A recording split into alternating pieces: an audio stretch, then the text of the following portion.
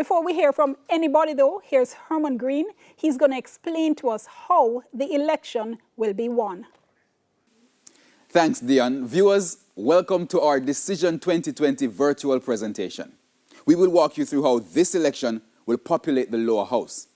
Welcome to the House of Representatives. There are 63 constituencies for the election.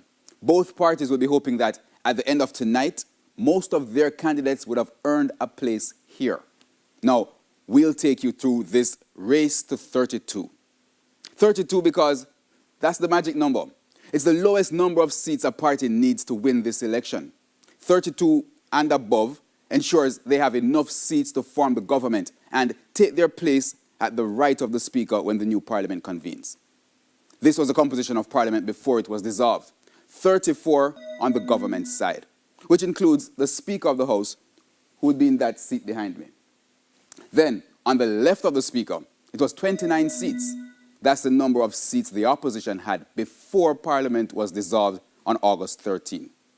Now, members of the opposition are hoping that when the ballots have been counted tonight, they will be able to cross the aisle to take their seats over there.